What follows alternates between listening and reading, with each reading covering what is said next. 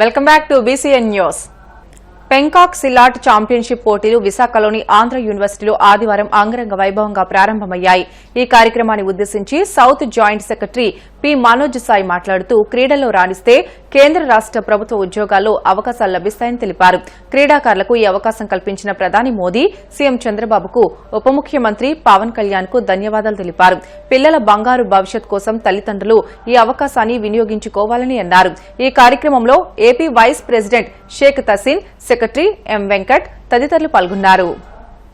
సాగునీటి సంఘాల ఎన్నికల్లో టీడీపీ కూటమి ప్రభుత్వం ప్రజాస్వామ్య విధానాలకు విరుద్దంగా వ్యవహరించిందని తూర్పుగోదావరి జిల్లా వైసీపీ అధ్యకులు మాజీ మంత్రి చెల్లుబోయిన వేణుగోపాలకృష్ణ ఆరోపించారు.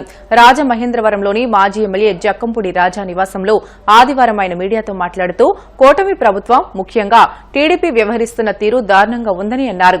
గడిచిన 6 నెలల్లో ప్రభుత్వం చేసిందేమీ లేకపోవడంతో ప్రజల్లో తీవ్ర వ్యతిరేకత వ్యక్తమవుతుందని, ఏకగ్రీవం పేరుతో విపక్ష పార్టీలను నామినేషన్లు వేయకుండా చేశారని చెల్లుబోయిన ఆరోపించారు. విపక్ష పార్టీలకు చెందిన వారికి నో డ్యూస్ సర్టిఫికెట్లు ఇవ్వకుండా చేయడానికి వీఆర్ఓలను ఎంఆర్ఓ ఆఫీసుల్లో ఉంచడం, కొన్ని చోట్ల బంధించడం, వారి దగ్గరకు వెళ్లకుండా పోలీసులను ప్రయోగించి అడ్డగించడం ద్వారా నామినేషన్లు వేయకుండా చేశారని ఆరోపించారు. దౌర్జన్యకాండ ఏ విధంగా జరిగింది, ఎక్కడైతే స్వచ్ఛందంగా రైతులు పోటీ చేశారో ఆ పోటీ చేసిన రైతుల పట్ల ఈ ప్రభుత్వంలో ఉన్నటువంటి తెలుగుదేశం పార్టీ నాయకులు ఏ విధంగా వారిపైన దౌర్జన్యాలు చేశారో కొన్ని ఉదాహరణలు మీ ద్వారా ప్రజలకు తెలియజేయాలని, విజయనగరం జిల్లా ఎస్కోట మండలం కొల్లపూడిలో బీజేపీ నాయకుడు మరొకసారి చెప్తున్నాను, బీజేపీ నాయకుడు కోన మోహన్ రావు గారు నామినేషన్ వేయడానికి వెళ్లారు. కలిపూడి ఎంపీటీసీ స్కూల్ పోలింగ్ కేంద్రానికి వెళ్లగా ఆయన్ని టీడీపీ నాయకులు అడ్డుకుని లోపలకు వెళ్లేందుకు ప్రయత్నిస్తే కుర్చీలు పైకి విసిరేసినటువంటి ఒక ఘటన. తన నామినేషన్ స్వీకరించాలని ఆయన డిఈ పి శ్రీచరణ్ కాళ్లు పట్టుకుని వేడుకున్నా కూడా టీడీపీ నాయకులు ఒత్తిళ్లకి ఆయన డిఈ గారు ఆయన అనుమతించలేదు. అంటే ఏ విధంగా తన కూటమిలో ఉన్నటువంటి బీజేపీ నాయకుడికే ఆ విధమైనటువంటి పరిస్థితి టీడీపీ నాయకులు కలగజేశారంటానికి ఇది ఒక ఉదాహరణ. అలాగే పొట్టి శ్రీరాములు నెల్లూరు జిల్లాలో బోగోలు చెరువు సాగునీటి సంఘం ఎన్నికల్లో టీడీపీ నాయకులు బరితెగించి శుక్రవారం అర్ధరాత్రి ఇంట్లో నిద్రిస్తున్న వైఎస్ఆర్సీపీ మండల కన్వీనర్ మద్దిపోయిన వీరరాఘవను ఆయన అభ్యర్థి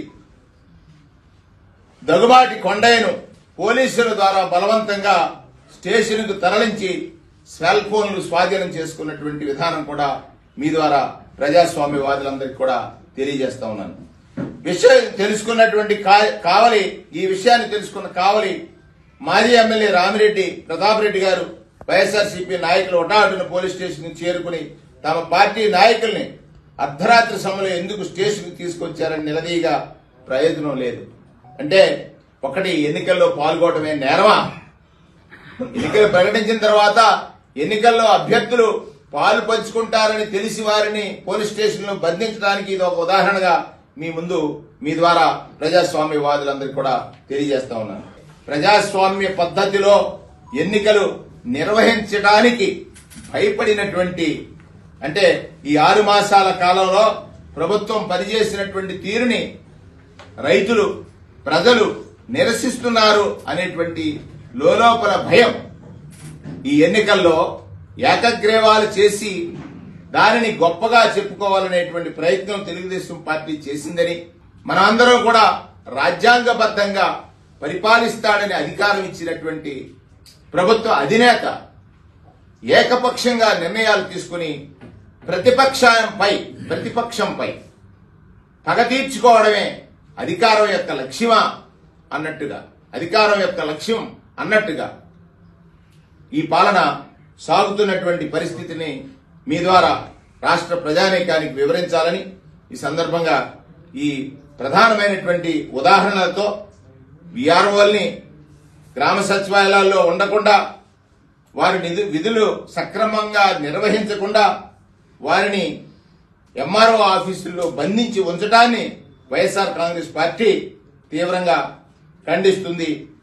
చివరికి కవరేజ్కి వచ్చినటువంటి మీడియా పైన కూడా దాడి చేసినటువంటి ఘటనలు కూడా వైఎస్ఆర్ కాంగ్రెస్ పార్టీ తీవ్రంగా ఖండిస్తుంది.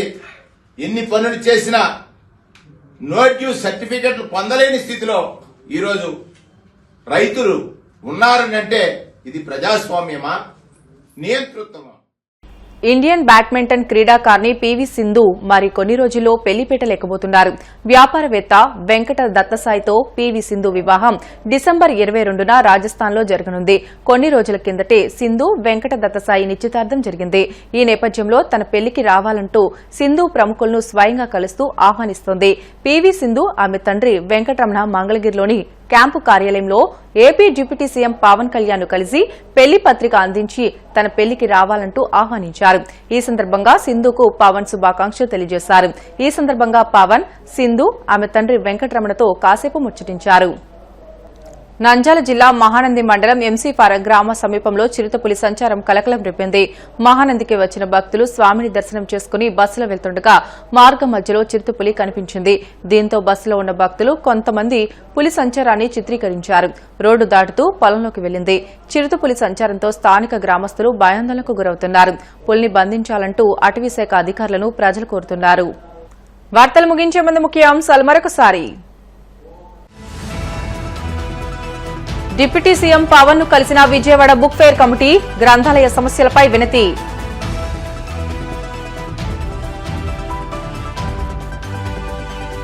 బీసీ భవనాల నిర్మాణానికి నిధులు మంజూరు, త్వరలోనే శంకుస్థాపనలు చేస్తామన్న మంత్రి సవిత.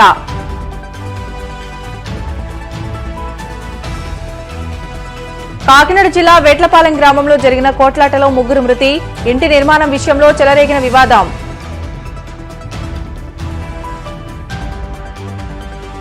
నంద్యాల జిల్లా ఎంసీపారం గ్రామంలో చిరుతపులి సంచారం, అటవీ శాఖ అధికారులు తక్షణ చర్యలు చేపట్టాలంటూ ప్రజల వేడుకోలు.